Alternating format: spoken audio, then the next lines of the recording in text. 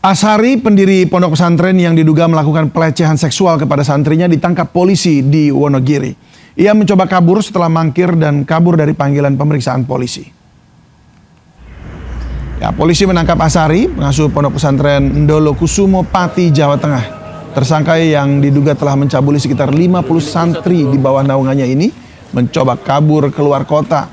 Polda Jawa Tengah turun tangan dan menangkap pelaku setelah mendapat info Ashari tidak ada di kediamannya. Pelaku juga telah mangkir dari panggilan pemeriksaan kepolisian. Ashari siapa? Ashari. Ashari siapa?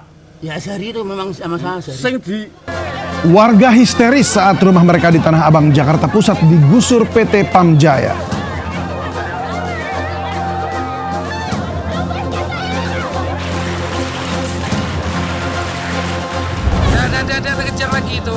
Baru 5 jenazah dari 16 orang yang tewas karena kecelakaan bus ALS berhasil diketahui identitasnya.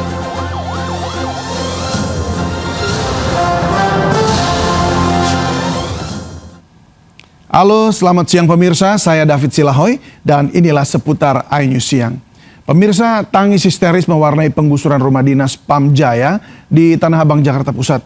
Penghuni yang mengaku ahli waris dari pensiunan pegawai PAM Jaya menolak meninggalkan rumah yang telah mereka tempati selama puluhan tahun.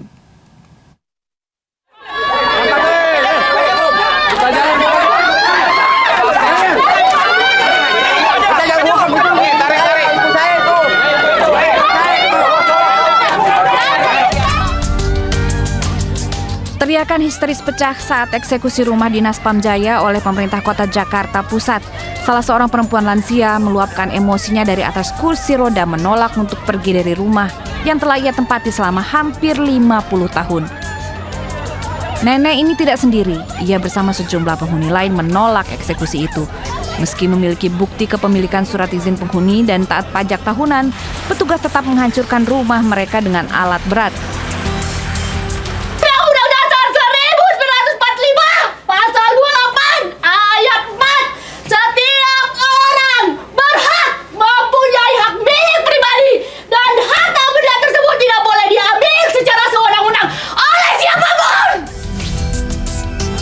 Sebelum penggusuran, pihak PAM Jaya telah memberikan peringatan pada penghuni agar segera mengosongkan rumah dinas.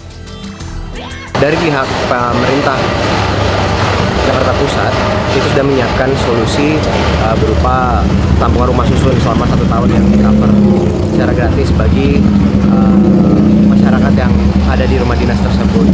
Dan PAM Jaya juga berniat memberikan dana santunan lah ya atas kondisi ini bagi warga-warga yang memang kooperatif dalam pelaksanaan penertiban. Usai ditertibkan, rencananya lahan seluas 35.000 meter milik PAM Jaya itu akan dibangun sebagai area produksi air minum. Dari Jakarta, Rani Sanjaya, iNews melaporkan. Aksi pencurian besi atau biasa disebut rayap besi kembali terjadi di Jalan Raya Ibu Kota di kawasan Gunung Sahari Raya, Sawah Besar, Jakarta Pusat. Pelaku yang merupakan manusia silver dan rekannya nekat mencuri saat jalan ramai kendaraan hingga terekam warga dan viral.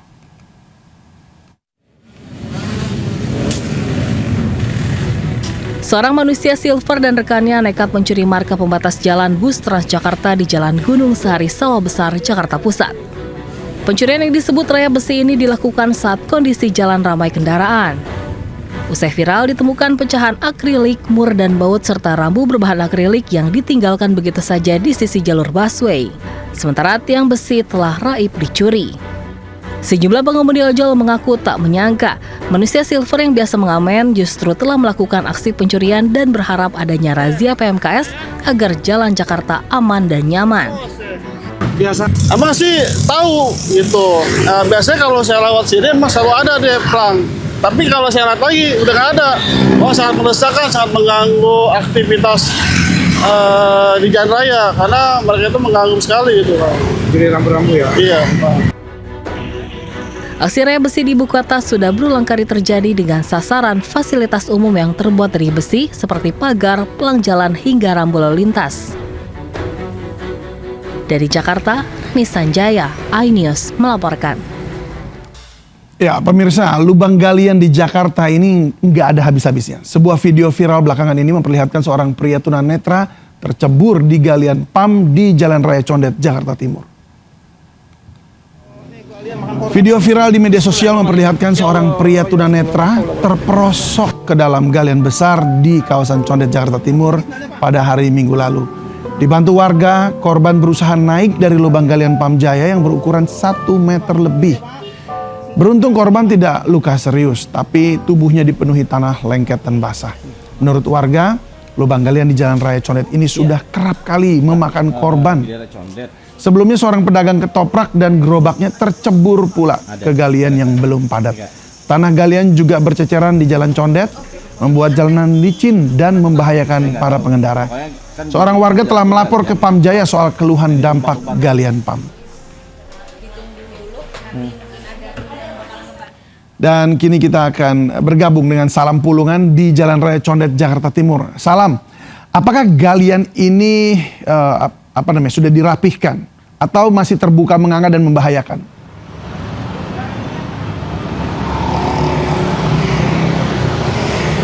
Ya, David dan juga pemirsa, beginilah kondisi terkini dari galian proyek pasca terjadi insiden di mana pada beberapa waktu sebelumnya memang terjadi adanya salah satu ataupun juga seorang penyandang tunanetra ini terperosok masuk ke dalam galian proyek saluran air milik Pam Jaya yang ada di belakang saya ini. Bisa dilihat ya kondisinya, David dan juga pemirsa, saat ini memang untuk kondisi lubangnya ini masih terbuka dengan genangan air bercampur lumpur, meski kini juga sudah diberi tanda secara sederhana, namun kondisinya masih dinilai berbahaya bagi pengguna jalan karena memang minimnya rambu peringatan dan juga tidak adanya pembatas yang memadai di sekitar proyek galian saluran air ini menjadi penyebab rawan kecelakaan. Karena memang dapat kami informasikan juga kepada Anda, David dan juga pemirsa, kalau kita lihat di arah sebelah kanan ini memang tidak tersedia adanya guiding block ataupun juga yang bisa menunjukkan. Kalau David dan juga pemirsa tahu, untuk guiding block ini sendiri memang membantu sekali bagi para penyandang tunanetra ketika mereka melakukan aktivitas selama berjalan, karena memang rambu dari ataupun juga guiding block ini juga yang nantinya bisa membantu penyandang tunanetra. Tapi memang kalau kondisinya di tempat kami melaporkan saat ini memang tidak tersedia adanya guiding block, sehingga ini menyulitkan bagi para teman-teman kita dari teman tunanetra ini kesulitan untuk bisa melintas di kawasan tempat kami melaporkan saat ini. Terlebih juga untuk kondisinya ini bisa dilihat ya, David dan juga pemirsa, ini memakan setengah badan jalan yang ada di kawasan Condet, Jakarta Timur ini, sehingga arus kendaraan ataupun juga warga pejalan kaki ini harus secara bergantian untuk bisa melintas di kawasan Condet, Jakarta Timur ini. Dan dapat kami informasikan juga kepada Anda, David dan juga pemirsa, inilah yang harusnya menjadi sorotan bagi pemerintah ataupun juga dari pihak terkait ya, karena memang kejadian seperti saat ini bukan kali pertama terjadi, sehingga ini masyarakat ataupun juga para pengendara yang melintas ini harus meningkatkan tingkat kewaspadaannya ketika melintas di kawasan Condet, Jakarta Timur ini. Karena memang bisa kita lihat ya juga David dan juga pemirsa, bahwa untuk genangan airnya sendiri ataupun juga ditambah dengan kondisi lumpur ini sudah hampir menyentuh di bagian badan jalan. Karena memang kedalamannya ini sendiri juga bisa mencapai 1 hingga 2 meter kedalamannya, tentu ini juga sangat berbahaya. Dan meskipun saat ini juga sudah dilakukan penutupan ya untuk aksesnya sendiri di kawasan Condet, Jakarta Timur ini, memang belum terlihat adanya proyek pengerjaan lebih lanjut, karena memang saat ini ataupun juga pada sore hari bisa kami gambarkan ya, David dan juga pemirsa, di kawasan tempat kami melaporkan saat ini untuk arus kendaraannya ini cukup tinggi intensitas dari volume kendaraan yang melintas di kawasan Condet, Jakarta Timur ini, sehingga arus kendaraan ini memang harus secara bergantian, sehingga masyarakat maupun juga pejalan kaki juga harus mengalah untuk bisa arus kendaraan terlebih dahulu untuk bisa melintas, agar para pejalan kaki ini tidak terserempet kendaraan yang ketika melintas di kawasan Condet, Jakarta Timur ini. David. Ya, memang harusnya ada ruas sedikit lah untuk pejalan kaki ya, supaya lebih aman. Baik, terima kasih Salam untuk informasinya. Selamat bertugas kembali. Pemirsa, akibat diguyur hujan deras, tebing setinggi 15 meter longsor dan menutup badan jalan tol Bocimi, Sukabumi, Jawa Barat.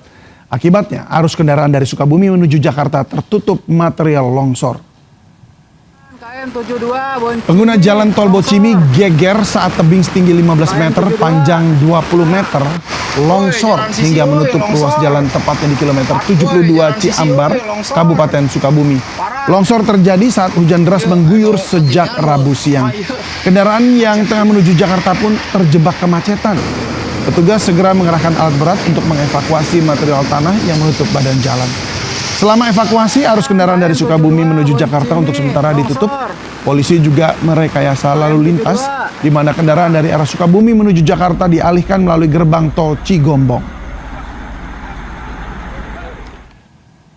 Ya, pemirsa, kita ke informasi lainnya. Di depan rumah sempit Mandala Rizky Syaputra berdiri karangan bunga duka dari Gubernur Kalimantan Timur. Namun di balik ucapan bela sungkawa itu tersisa cerita pilu tentang seorang pelajar yang diduga menahan sakit karena tak mampu membeli sepatu baru.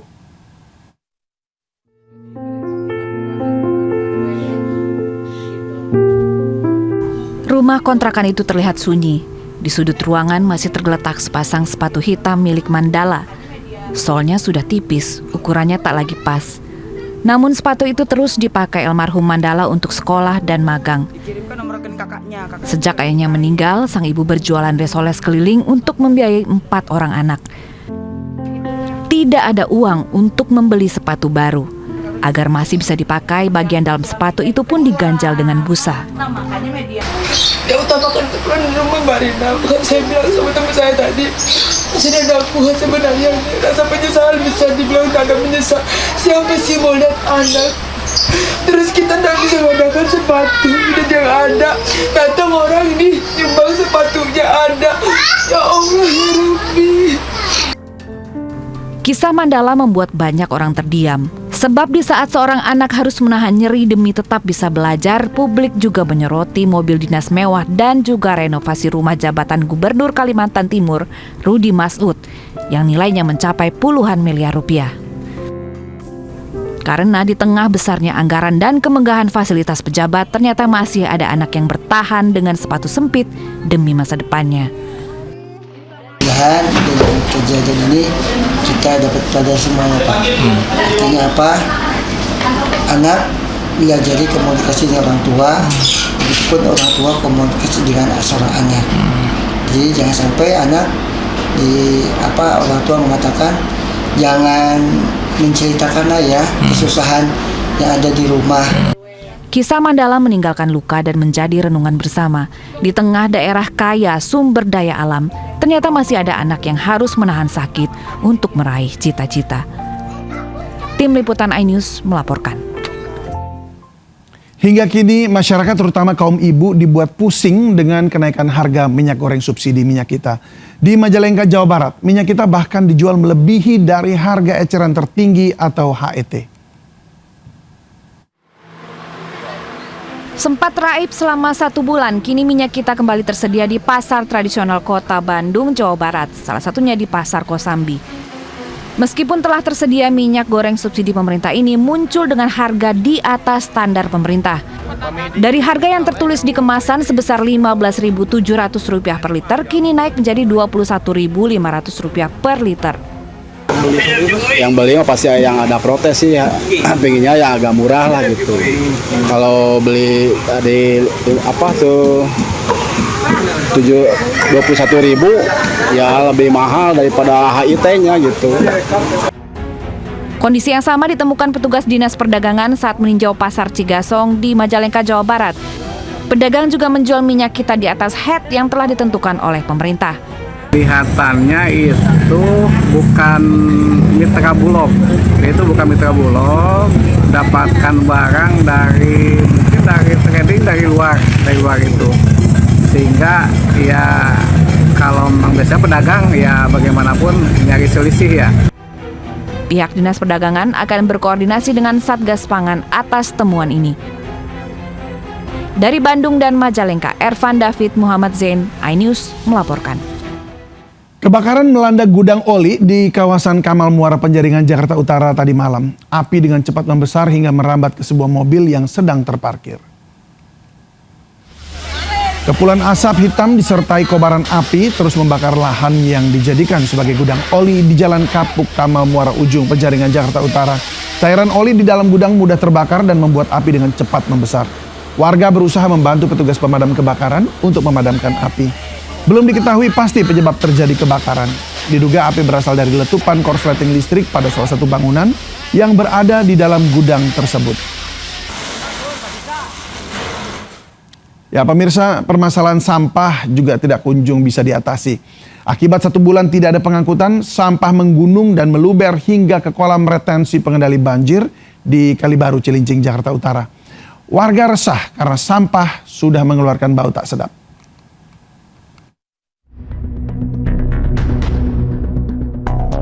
Hamparan sampah menumpuk karena sudah 1 bulan sampah tidak diangkut petugas di Kalibaru, Cilincing, Jakarta Utara. Bahkan tumpukan sampah meluber hingga ke kolam retensi atau pengendali banjir Kalibaru yang berada di sampingnya.